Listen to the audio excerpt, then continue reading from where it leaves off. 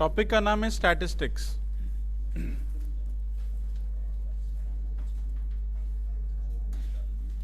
नाम सुना है पहले? क्या होता है?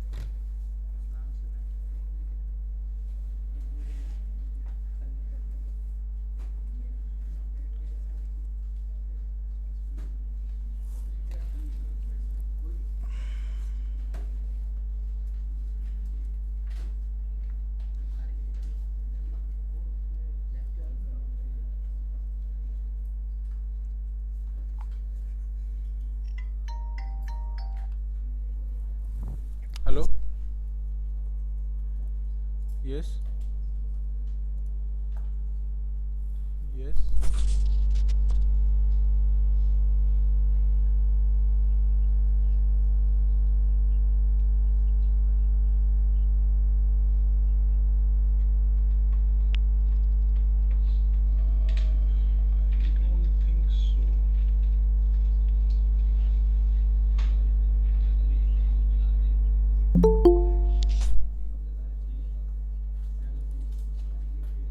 Sorry, yes, yes.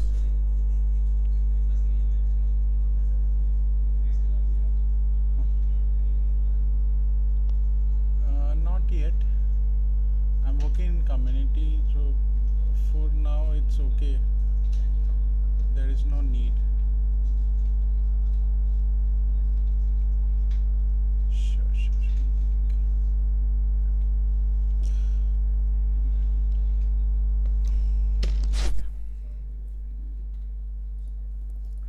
हाँ जी, स्टैटिस्टिक्स क्या होता है? सब्जेक्ट है, पढ़ा है पहले कभी? पढ़ा है। मैथ्स के साथ क्या है? स्टैट्स में क्या पढ़ा आपने?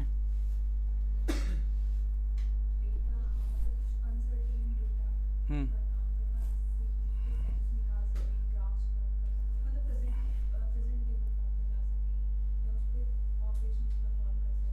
हम्म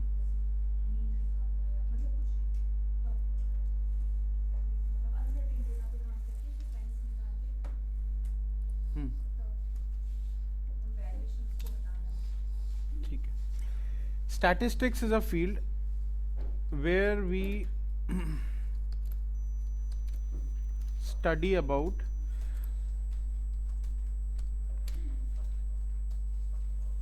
extracting patterns of data.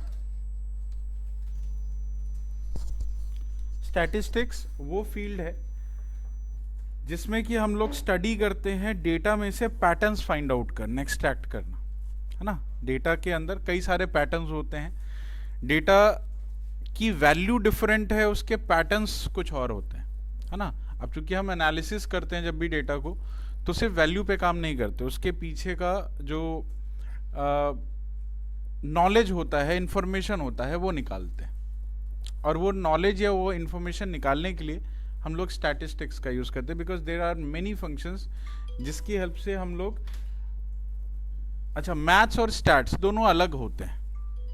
Math calculation के लिए होता है, पॉइंट टू पॉइंट कैलकुलेशन के लिए। स्टैट कैलकुलेशन के लिए नहीं होता है, स्टैट उसके पैटर्न्स के लिए होता है। लेकिन पैटर्न को निकालने के लिए कैलकुलेशन चाहिए जो मैथ से आती है ना।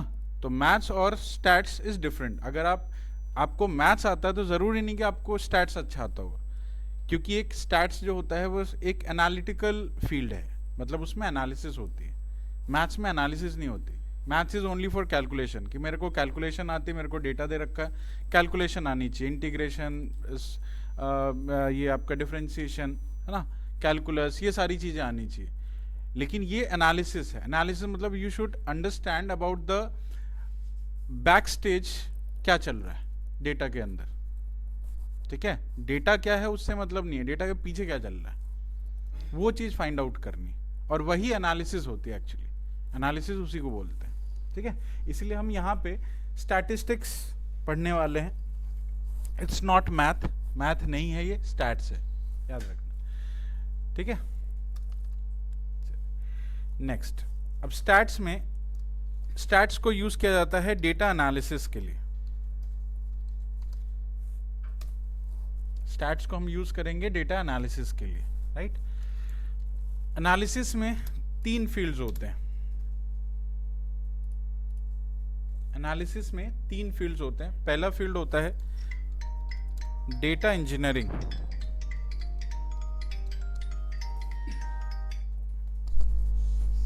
हेलो, हाँ,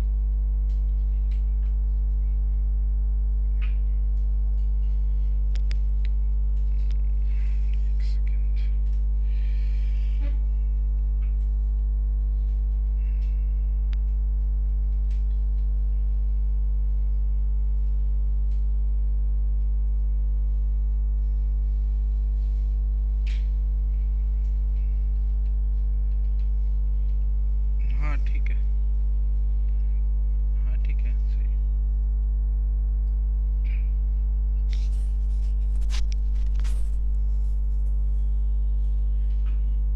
ठीक ठीक, हाँ ठीक है, करते हैं, काम करते हैं।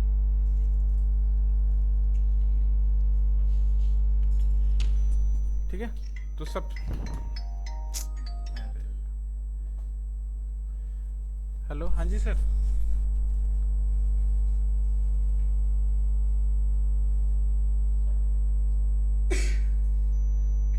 हाँ, इलेक्ट्रॉनिक्स है इनका। हाँ हाँ हाँ, डिपेंड करता है कि वो सॉफ्टवेयर एम्बेडिंग है या नहीं। मतलब जो यहाँ पे ये लोग काम करते हैं ना, हार्डवेयर एम्बेडेड होता है, और जो ओपनिंग जो आप बता रहे हैं ना, ये सॉफ्टवेयर एम्बेडेड का होता है। मतलब इसमें एम्बेडेड लाइनेक्स होता है ना। अगर आप जेडी दे देंगे तो मैं एक बार देख के बता दूंगा, वो एम्बेडेड लाइनेक्स होगा उसमें। एम्बेडेड लाइनेक्स नहीं बताते हैं यहाँ पे, यहाँ हार्डवेयर के अकॉर्डिंग बताते हैं।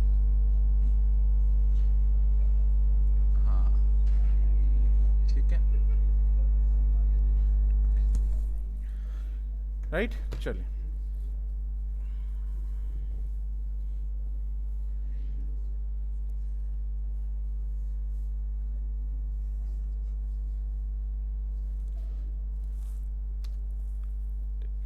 डेटा इंजीनियरिंग, दूसरा होता है डेटा एनालिसिस। ये सब इसके पार्ट हैं।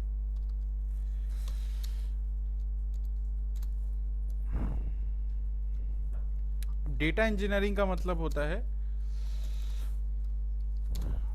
कि जब भी आप किसी डेटा पे काम करते हैं, है ना, डेटा पे एनालाइज करने जा रहे हो, तो डेटा तो होना चाहिए ना आपके पास। डेटा कहाँ से आएगा? डेटा कहाँ से आएगा? डेटा कौन देगा आपको? कंपनी देगी? डेटा कंपनी देगी? मान लो एक सिचुएशन देता हूं मैं आपको, और आपको पता करना है कि डेटा कहाँ से मिलेगा। आपको एक सिचुएशन ये दिया गया कि नोएडा शहर में क्राइम एनालिसिस करनी, डेटा लेके आना है, कहाँ कहाँ से लाओ?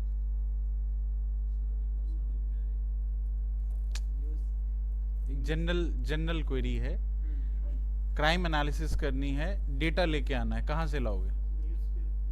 न्यूज़पेपर से लाओगे, और न्यूज़पेपर से लाने में आपको सालों लग जाएंगे। न्यूज़पेपर से अगर लाओगे तो सालों लग जाएंगे। गूगल से लाओगे, ठीक है, और प्ले स्टेशन से लाओगे।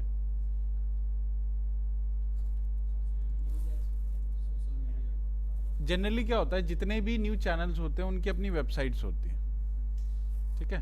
हर एक न्यूज चैनल की अपनी वेबसाइट्स है। उनकी वेबसाइट पे जाओगे तो एक आर्काइव का कॉलम होता है।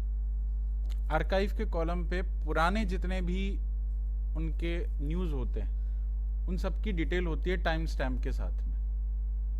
मतलब टाइम भी लिखा होता है, टाइम स्टैम्प के साथ में वो सारी डिटेल। आप उसमें कैटेगरी भी बनी होती है, किस टाइप, स्पोर्ट्स की कैटेगरी है या क्राइम की कैटेगरी है या हर टाइप की कैटेगरी, पॉलिटिक्स की वाली कैटेगरी, सारी कुछ उसमें होती है। वहाँ से आप डेटा निकाल सकते हैं, ठीक है। आपको कहीं इधर उधर जाने की ज़रूरत ही नहीं है, ठीक है। अब ये चीज़ें जब आप निकालते हो तो अब इसमें क्या होता है कि आप निकालोगे तो प्रोग्रामिंग से ही, क्योंकि 1 बाय 1 निकालने जाओगे तो बहुत टाइम लग जाएगा, राइट? प्रोग्रामिंग से कैसे निकालेंगे? तो जो पार्ट होता है उसको बोलते हैं डेटा इंजीनियरिंग। क्योंकि क्योंकि क्या होता है कि जब भी कोई कंपनी में काम करता है, कंपनी डेटा कहाँ से लाती है? कंपनी के पास डेटा कहाँ से आता है? क्या सिर्फ कस्टमर का डेटा है अपने पास, या किसी प्रोडक्ट का डेटा है?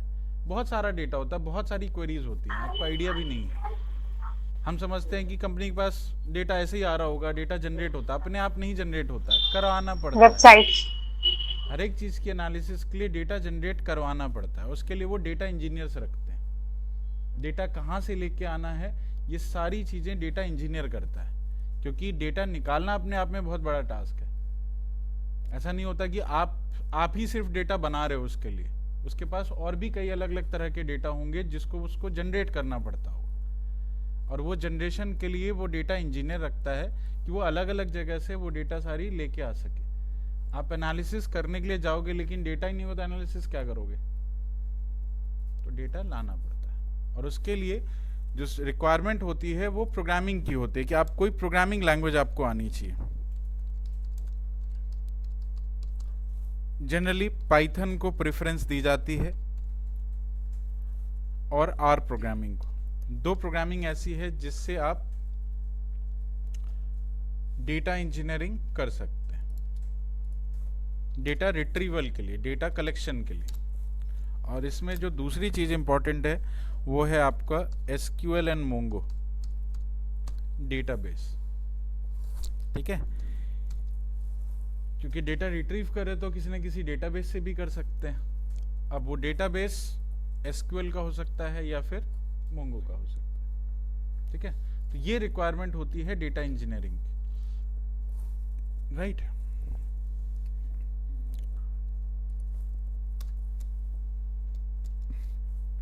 अब जब आपके पास डेटा आया, किसी भी तरीके से डेटा इंजीनियर ने आपको डेटा दिया, अब उस पर आप एनालिसिस करते हैं। एनालिसिस का फर्स्ट स्टेप क्या है? एनालिसिस का फर्स्ट स्टेप है डेटा क्लीनिंग, डेटा को क्लीन करना। एनालिसिस का फर्स्ट स्टेप है डेटा क्लीनिंग।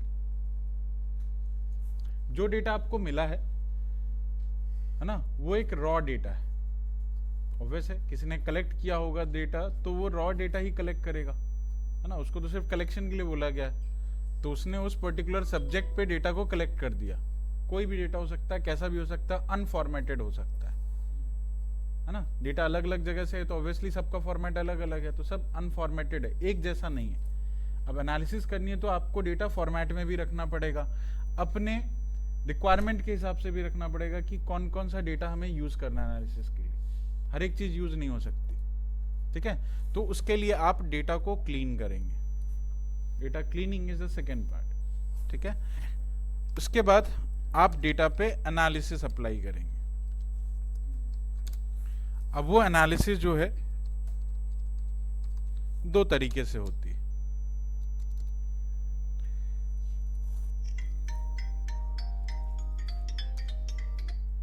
अब वो एनालिसिस दो तरीके से होती है। पहला तरीका होता है जिसको हम बोलते हैं EDA।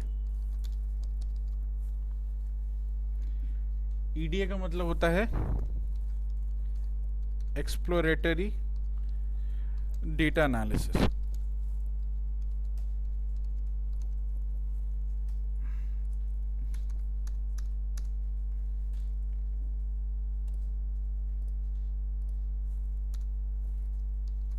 Exploratory data analysis, data को एक्सप्लेन करना, एक्सप्लोर करना।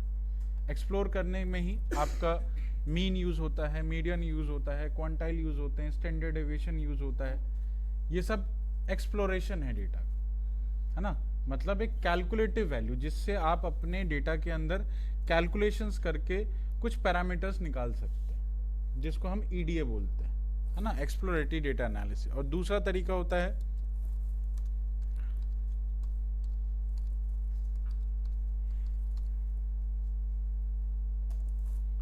विजुअलाइजेशन, डेटा को विजुअली देखना, विजुअली एनालाइज करना, जिसके लिए आप बनाते हैं ग्राफ्स, प्लॉट्स, है ना?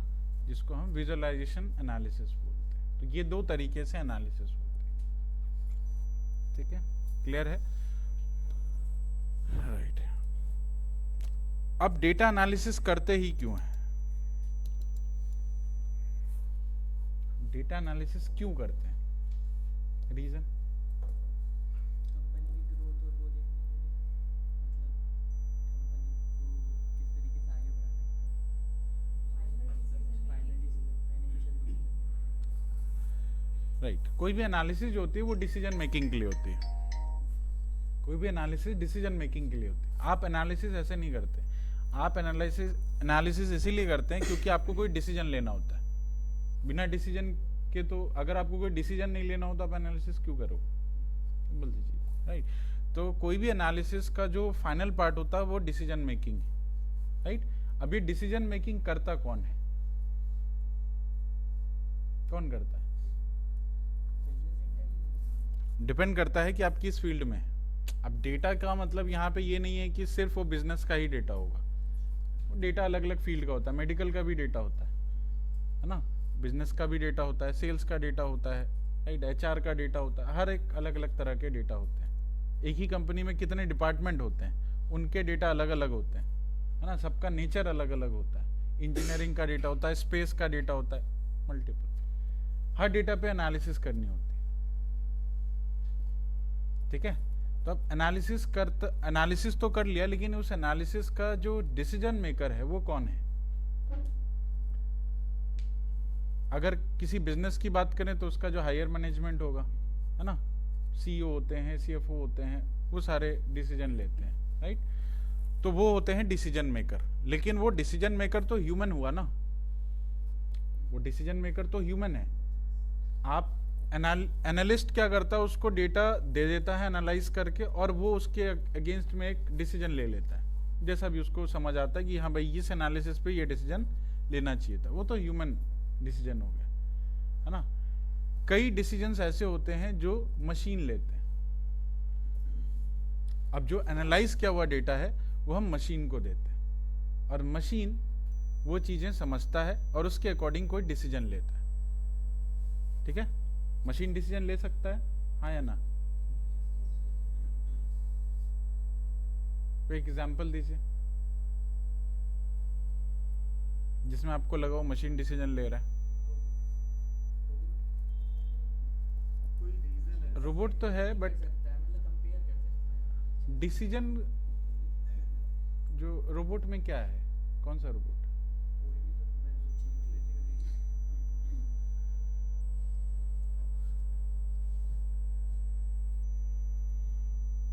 अच्छा, डिसीजन और कमांड दोनों अलग अलग चीजें होती हैं या सेम होती है? तो रोबोट तो कमांड पे काम करता है। ले रहा है? नहीं, उसको तो कमांड दिया गया। अच्छा, कंप्यूटर जो है ये कमांड बेस्ड है या डिसीजन लेता खुद? तो कंप्यूटर ही तो रोबोट है। रोबोट में क्या होता है? कंप्यूटर ही तो होता है। रोबोट में क्या होता है? कंप्यूटर ही होता है। फिर डिसीजन तो ह्यूमन ही लेते हैं। कौन सा रोबोट देखा आपने जो खुद से डिसीजन लेता है? नहीं देखा। सुपरफिशियली नहीं बात करते ना, जो आपने देखा हो, यूज भी किया हो। कोई एप्लीकेशन नहीं बता दो। पॉसिबल नहीं है।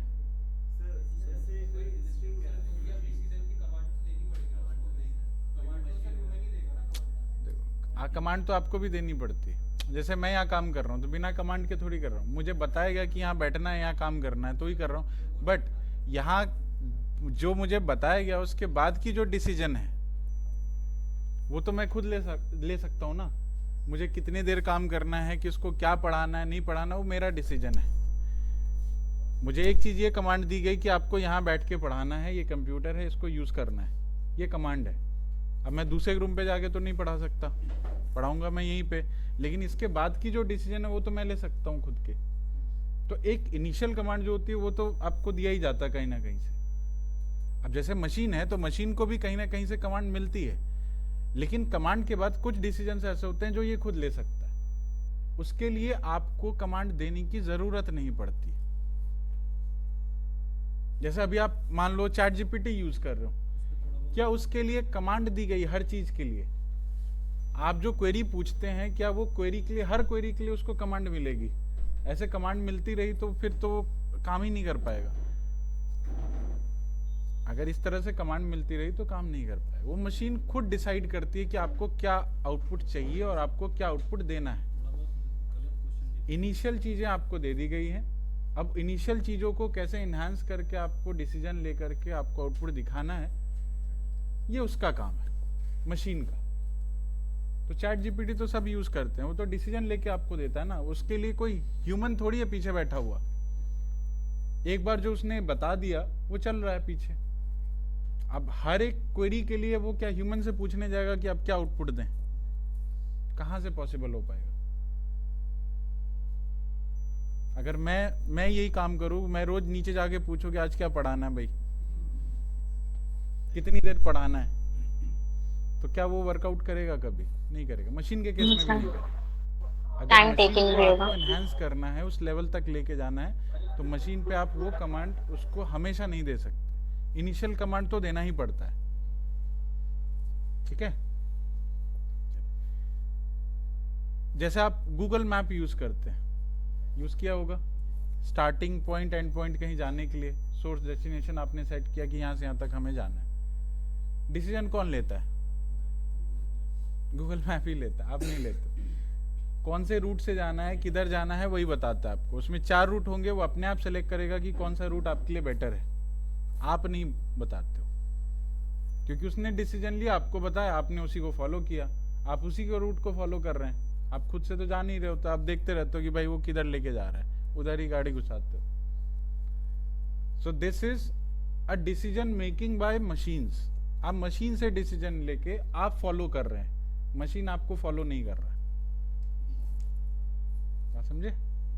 तो ये जो एनालिसिस है, तो वो वहां पे एनालिसिस भी वो कर रहा है। एनालिसिस ले कर रहा है, उसको जहां से जहां तक की सोर्स डेस्टिनेशन आपने दे रखी है वहां के सारे रूट्स निकालेगा, सारे रूट्स में से जो पॉसिबल रूट्स हैं जाने के वो देखेगा, और टाइम जिसमें कम लगेगा वो देखेगा, लास्ट में आपको बता देगा।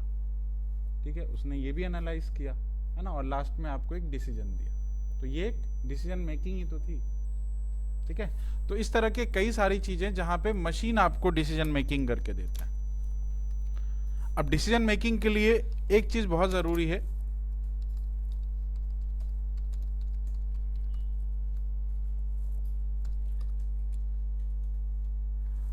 वो है लर्निंग।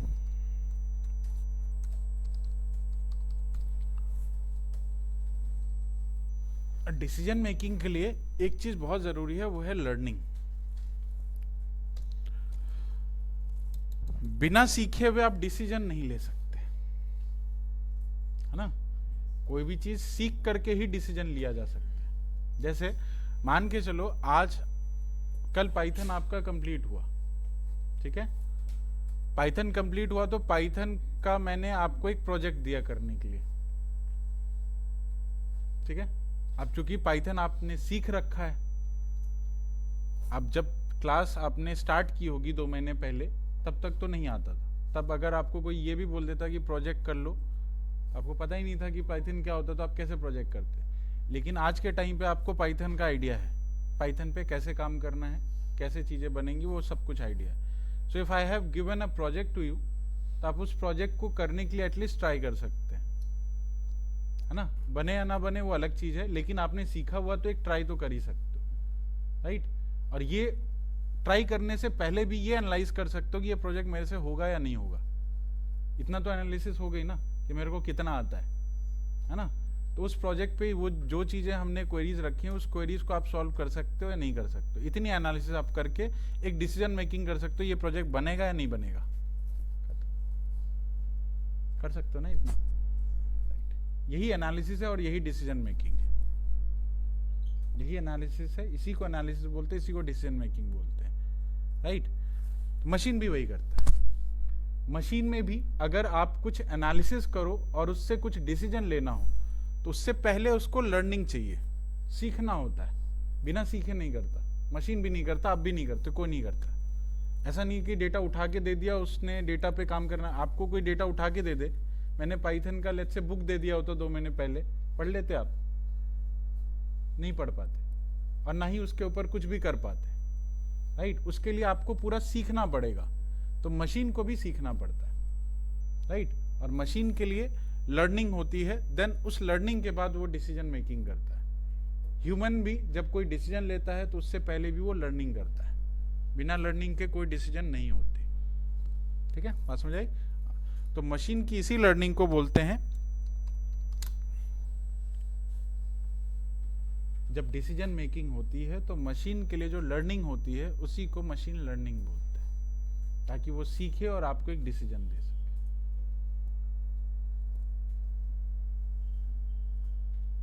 ठीक है, तो यहीं से मशीन लर्निंग स्टार्ट होता है। तो अभी खैर हम मशीन लर्निंग तक नहीं जाएंगे, बट हाँ डिसीजन मेकिंग हमें पता होना चाहिए, क्योंकि अल्टीमेटली आपको डिसीजन मेकिंग ही करना है, राइट।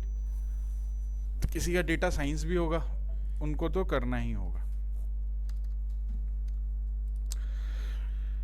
चलिए, तो this is a part we about to use it.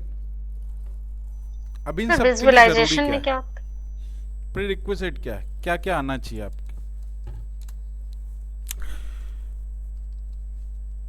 थोड़ा बहुत मैथ्स, बहुत ज्यादा नहीं,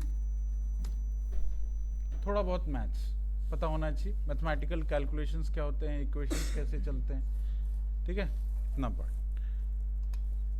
दूसरा प्रीरिक्विजिट है प्रोग्रामिंग लैंग्वेज, जो ऑलरेडी आपको पता है, बहुत ज़्यादा नहीं, बेसिक पता होना चाहिए। प्रोग्रामिंग लैंग्वेज भी ऐसा नहीं कि बहुत, क्योंकि आपको हार्डकोर प्रोग्रामिंग नहीं करनी है, ठीक है। तो बेसिक का पार्ट आपको आना चाहिए। इवन अगर क्लास नहीं भी आएगी तो भी चलेगा, फंक्शन तक का पार्ट कंप्लीटेड होना चाहिए, है ना। अगर आपको उप्स नहीं भी आता है तो भी कोई दिक्कत नहीं है, ठीक है। तीसरी चीज, आपको एसक्यूएल पता होना चाहिए या कोई भी डेटाबेस पता होना चाहिए।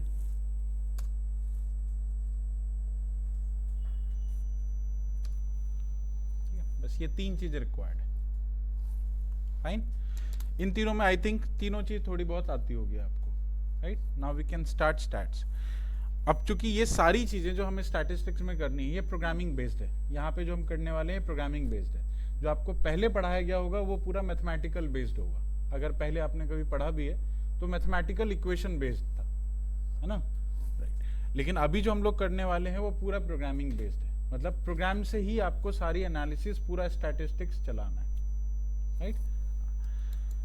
अब स्टैटिस्टिक्स के लिए आपको कुछ पाइथन में लाइब्रेरी दी गई हैं जिसकी हेल्प से हम लोग स्टैटिस्टिक्स परफॉर्म करेंगे। तो पाइथन की कौन कौन सी लाइब्रेरीज हैं जो हम लोग यूज करने वाले हैं? सबसे पहली library numpy, second library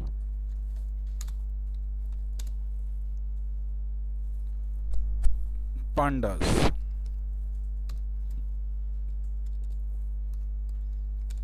third library matplotlib, fourth library seaborn,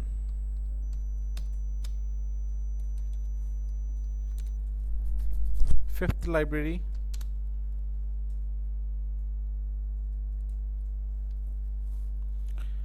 SciPy। ये 5 लाइब्रेरी है जो हमें यूज करनी है स्टैटिस्टिक्स परफॉर्म करने के लिए, ठीक है। ये लाइब्रेरी आप इंस्टॉल करेंगे। इंस्टॉल करने के लिए अगर आप जुपिटर यूज कर रहे हैं एनाकोंडा के साथ तो आपको इंस्टॉल करने की जरूरत नहीं है, क्योंकि ऑलरेडी उसमें एनाकोंडा में ये सारी चीजें इंस्टॉल होती हैं। अगर आप VS कोड यूज कर रहे हैं, है ना, पाइथन के साथ में, तो आप इसको इंस्टॉल करेंगे कुछ इस तरीके से। CMD पे जाना है, कमांड प्रॉम्प्ट पे, कमांड प्रॉम्प्ट पे लिखना है पिप इंस्टॉल numpy pandas, एक ही लाइन में आप लिख सकते हैं matplotlib, seaborn और SciPy। एक ही लाइन में ये सारी चीजें लिख करके एंटर करना है एंड ये स्टार्ट हो जाएगा इंस्टॉल होना।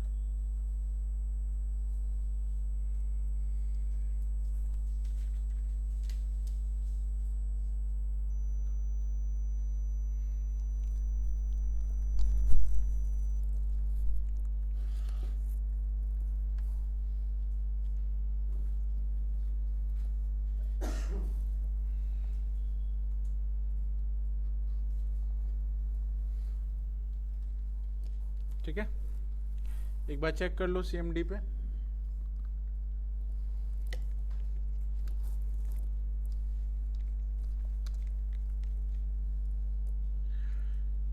कमांड प्रॉम्प्ट ओपन करो और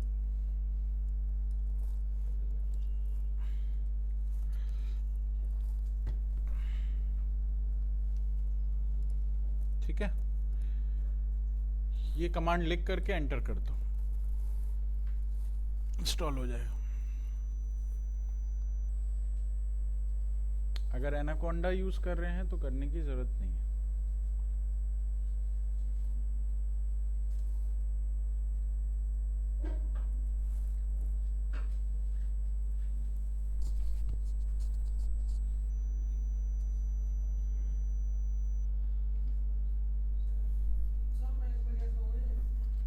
टर्मिनल पे, टर्मिनल ओपन करो।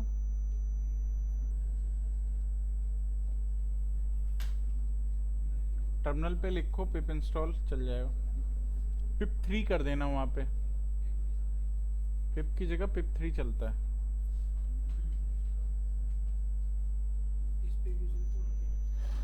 नहीं नहीं, टर्मिनल ओपन करो ना अपना।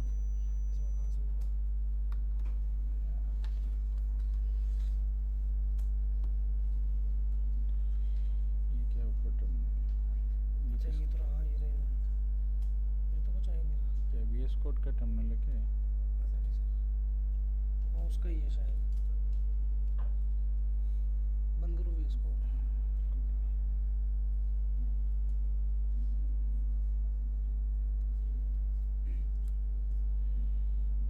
ये इसका टर्मिनल उस पर क्या लिखो? पिप 3 चल, पहले पिप 3 चेक कर लो, पिप चेक कर लो, पिप चल रहा है, पिप 3 चेक कर लो, पिप 3 चलता है, पिप 3 चल रहा है, पिप 3 लिख लेना आप यहाँ पे बस, बाकी इंस्टॉलेशन वैसे ही लिखो।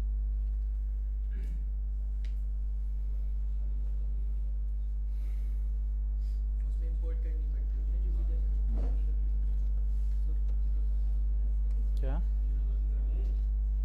नेट चल रहा है क्या? ये बता दो फिर क्या रहा क्यों आता है। हाँ? नहीं, इसका अलग अलग एरर आता है ना।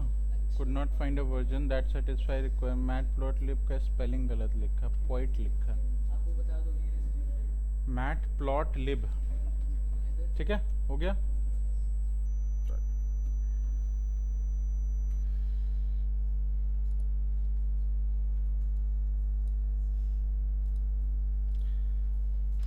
अच्छा, अब डेटा एनालिसिस के लिए डेटा कैसा होना चाहिए?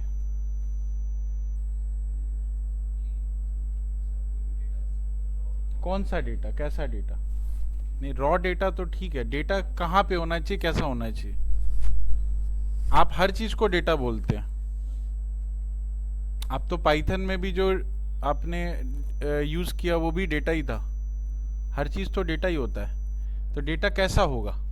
हम डेटा एनालिसिस के लिए क्या कोई स्पेसिफिक डेटा यूज करते हैं, या फिर जो नॉर्मली कुछ भी आ रहा है सबको डेटा मान लेते हैं?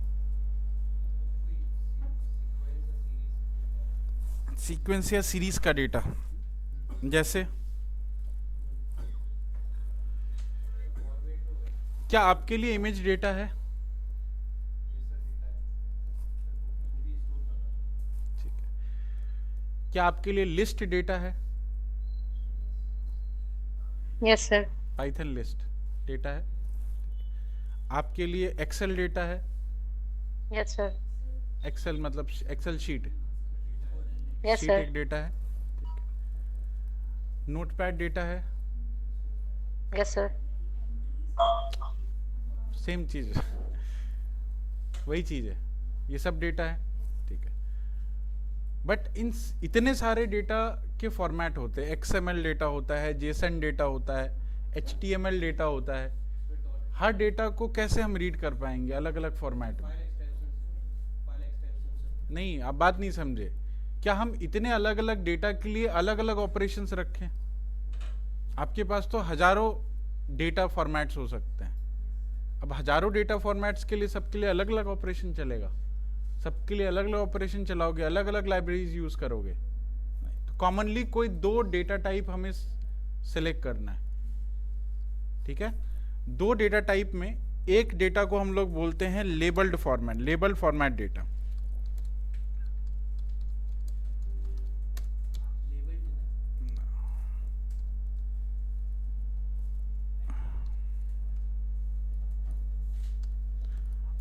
और एक होता अनलेबल्ड। सिंपली आप डेटा को कैटेगराइज करते हैं लेबल्ड और अनलेबल्ड पे। आप फॉर्मेट कुछ भी लें, जेसन हो, एक्सएमएल हो, एचटीएमएल हो, है ना, या एक्सएलएस हो, सीएसवी हो, पीडीएफ हो, वर्ड फाइल हो, टीएक्सटी फाइल हो, कितने भी फाइल्स हो सकते हैं। हर फाइल के लिए अलग अलग ऑपरेशन नहीं लिखे जा सकते, ठीक है।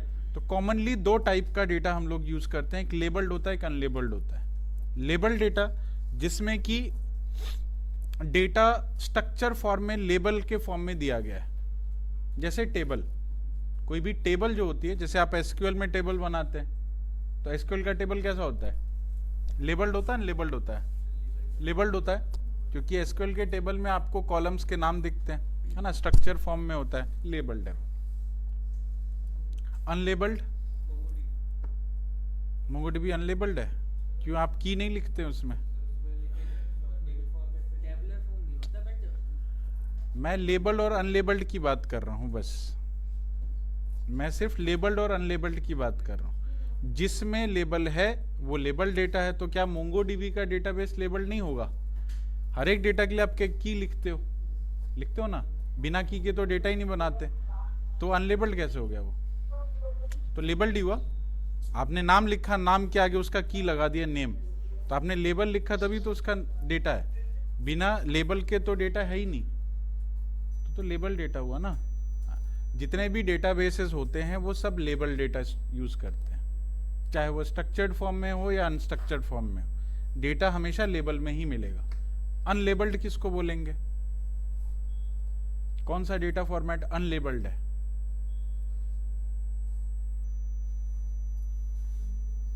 जिसमें डेटा है लेकिन उसका कोई लेबल डिफाइन नहीं है। So, कोई भी रॉ डेटा इमेजेस, हो सकता है। इमेजेस अनलेबल्ड डेटा है, इमेजेस अनलेबल्ड डेटा है, क्योंकि उसमें कहीं पे भी कॉलम या रो के नाम नहीं लिखे होते, सिर्फ डेटा डेटा होता है। हर जगह वैल्यूज होती है, but there is no name of any column and rows, कुछ भी नहीं होता, अनलेबल्ड हो गया। ठीक है, तो डेटा को यहाँ हम लोग आइडेंटिफाई करते हैं या तो लेबल्ड फॉर्मेट में या अनलेबल्ड फॉर्मेट में, दो ही तरह का डेटा है। ठीक है, अब जितने भी डेटा लेबल्ड फॉर्मेट में है, चाहे वो XML हो, HTML हो, है ना, या XLS फाइल हो या टेक्स्ट फाइल हो, कुछ भी हो सकता है, वो सब लेबल्ड में आ गए। अनलेबल्ड में सारे इमेजेस अनलेबल्ड में आ गए, इमेजेस हो गया, वीडियोस हो गया, वो सब अनलेबल्ड में आ गए। ठीक है, बात समझ आई?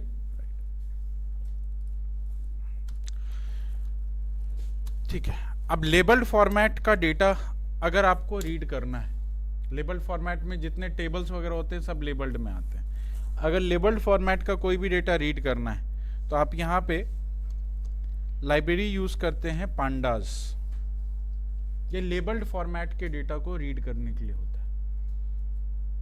अगर मोंगोडीबी का डेटा या SQL का डेटा या HTML का डेटा या XML का डेटा या JSON का डेटा, कोई भी डेटा अगर आपको रीड करनी हो तो आप पांडास की हेल्प से करेंगे। ठीक है,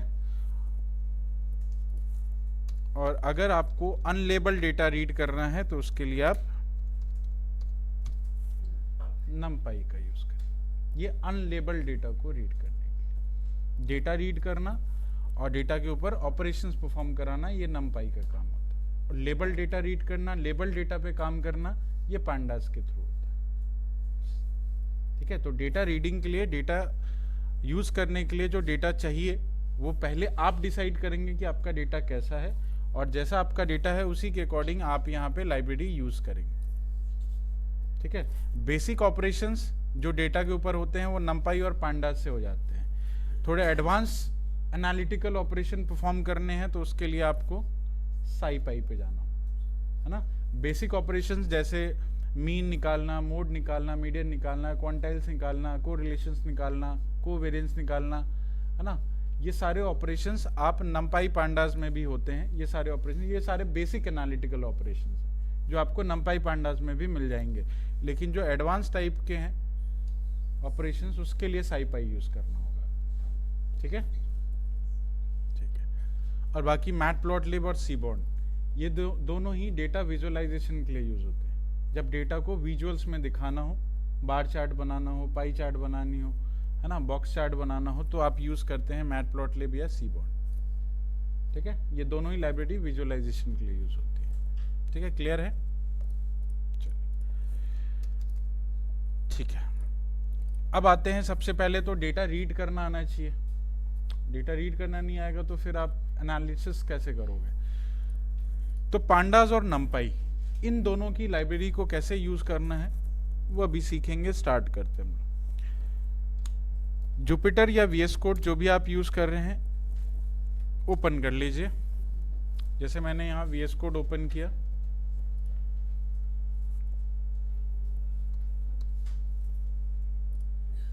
जुपिटर यूज करें तो जुपिटर यूज कर सकते हैं। ठीक है, यहाँ पे एक फोल्डर आप बनाएंगे, डेस्कटॉप पे मैंने बनाया स्टैट्स के नाम से।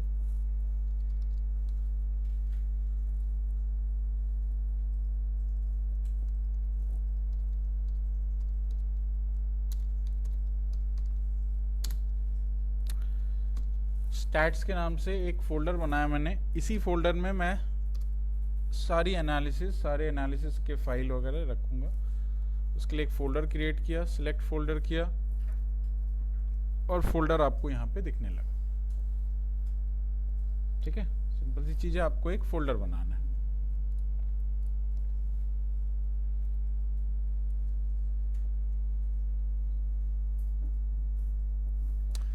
और इस फोल्डर के अंदर एक फाइल यहां से हम बना सकते हैं, न्यू फाइल।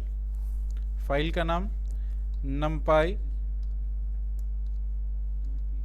operations.ipynb। ये फाइल हमने बना दिया, जिसमें हम numpy के ऑपरेशन अभी सीखेंगे, फिर pandas के ऑपरेशन सीखेंगे।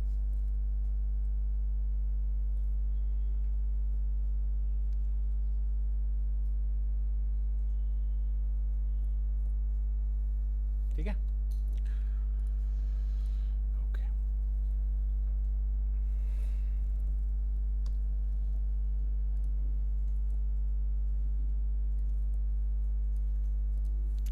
आपने लाइब्रेरी इंस्टॉल की होगी तो एक बार चेक कर लेना, इंपोर्ट numpy करके।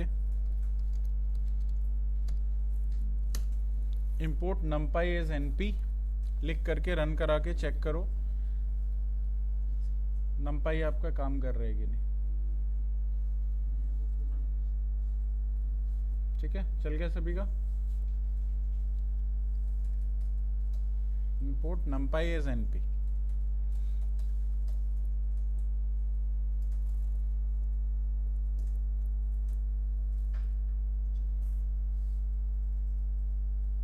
ठीक है, चलिए। अब numpy आपके डेटा को जब रीड करता है तो ऑब्वियसली अनलेबल्ड डेटा को रीड करेगा। अनलेबल्ड डेटा को ये क्या कहता है, इसके एंड से क्या नेमिंग है? तो अनलेबल्ड डेटा को numpy बोलता है एरे। क्या बोलता है? एरे। मतलब उसके लिए कोई भी अनलेबल्ड डेटा जो है वो एक एरे है। ठीक है, तो आप numpy में एरे का यूज करते हैं। एरे हमारे लिए या numpy के लिए, सबके लिए एक अनलेबल्ड डेटा है। Unlabelled data collection, unlabelled data collection. Array is unlabelled data collection. Images हैं, अनलेबल्ड डेटा कलेक्शन।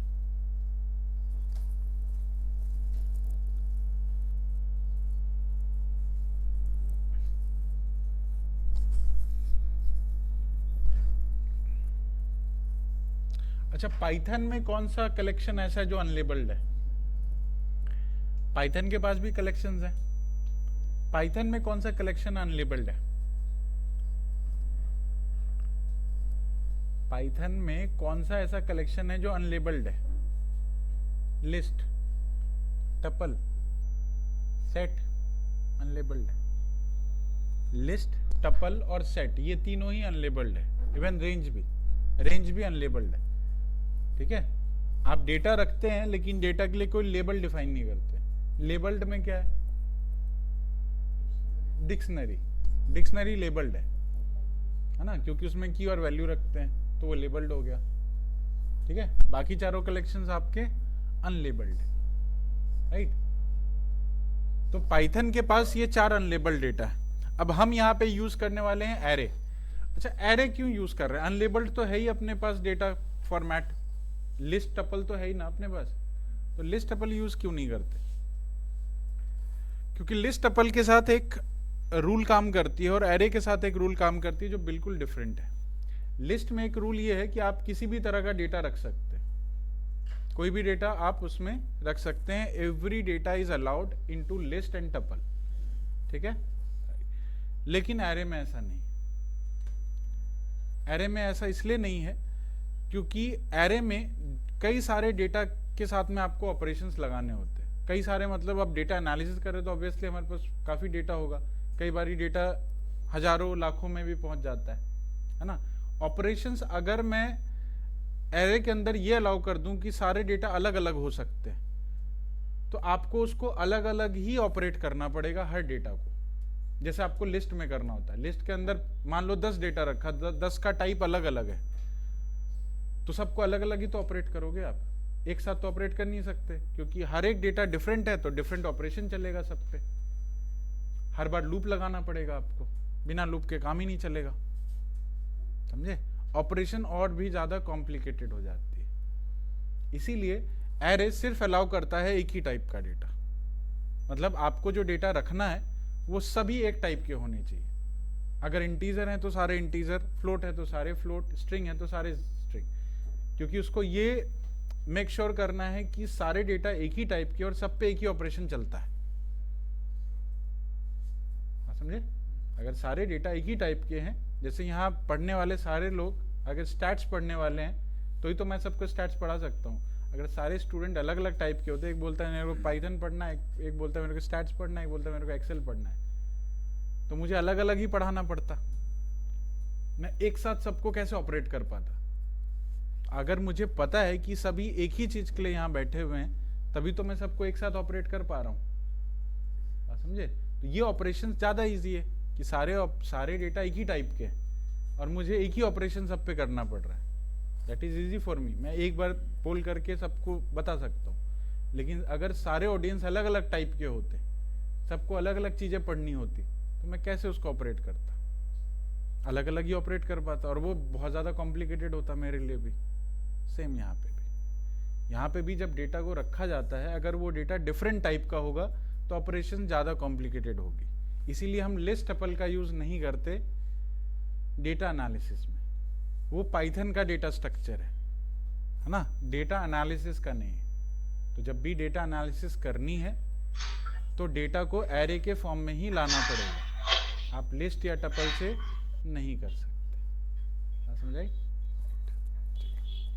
तो इसीलिए एरे के जो रूल्स हैं उसके हिसाब से चलना होगा। तो एरे का रूल क्या है? Array allows same type of data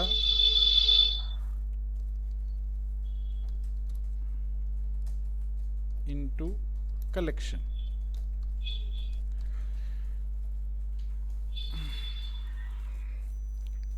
array collections में सिर्फ एक ही टाइप का डेटा अलाउ करता है, सेम टाइप का डेटा,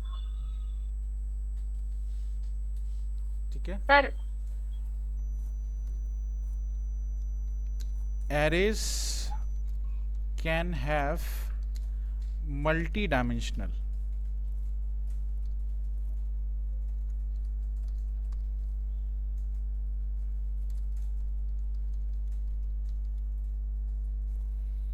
Arrays मल्टीपल डायमेंशंस में हो सकता है। डायमेंशन किसको बोलते हैं? डायमेंशन किसको बोलते हैं? 1D 2D 3D डायमेंशन ही होता है, बट डायमेंशन करता क्या है?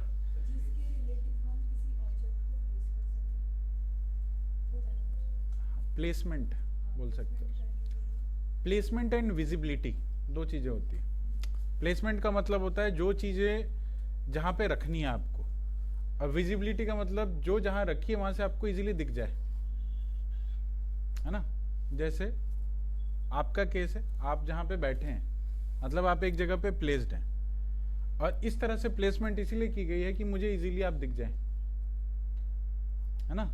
अगर यही प्लेसमेंट बिल्कुल एक लाइन में होती, है ना, आप आते एक के पीछे दूसरे खड़े हो जाते या बैठ जाते, मेरे लिए विजिबल होना बहुत मुश्किल था। जो सबसे लास्ट में बैठा होता उसको तो मैं देख ही नहीं पाता। अब वही विजिबिलिटी को सही करने के लिए उसका डायमेंशन चेंज कर दिया। अभी जो आप डायमेंशन में बैठे हैं ये 1D है या 2D है? 1D है, 2D है, 3D है, 4D है, कौन सा D है? आपकी अरेंजमेंट कैसी है? बैठने की अरेंजमेंट, सिटिंग अरेंजमेंट कैसी है? 2D है। आपकी सिटिंग अरेंजमेंट 2D है, ठीक है।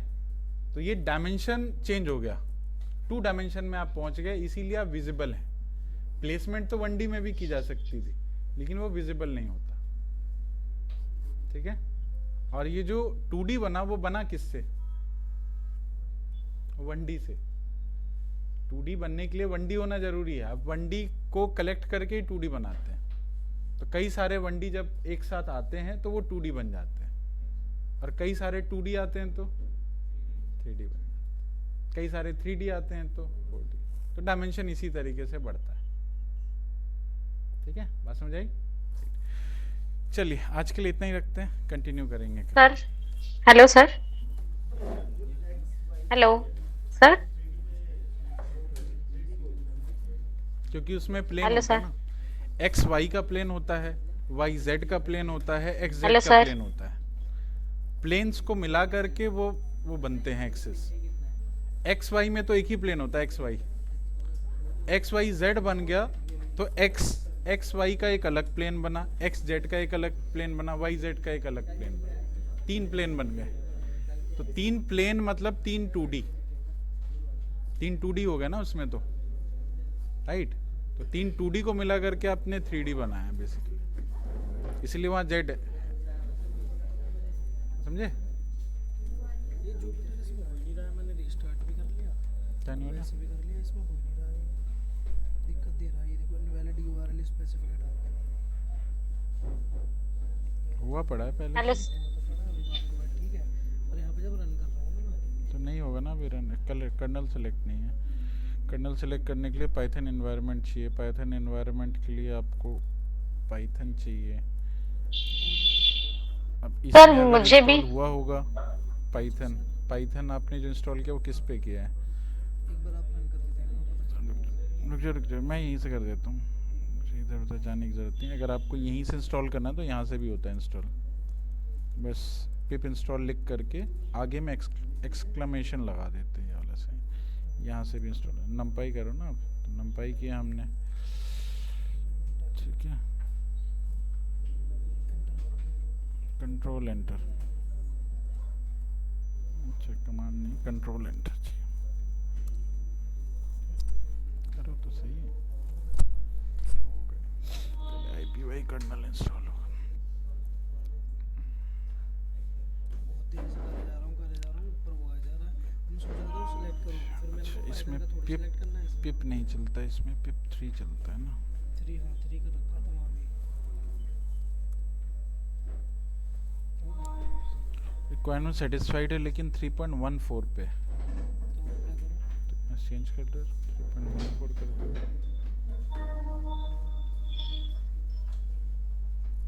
4-5 ले रखे ना, दिक्कत ये है। पहले के इंस्टॉल होंगे वो, यहीं पे करे हैं सारे, मैंने यहीं पे हुए हैं सारे इंस्टॉल, नहीं यहाँ पे नहीं हुआ, चल गए। पहले के हो रहे हैं, अब हो जाएगा। हाँ जी बताइए, बताओ कोई प्रॉब्लम है? Yes sir. बताइए।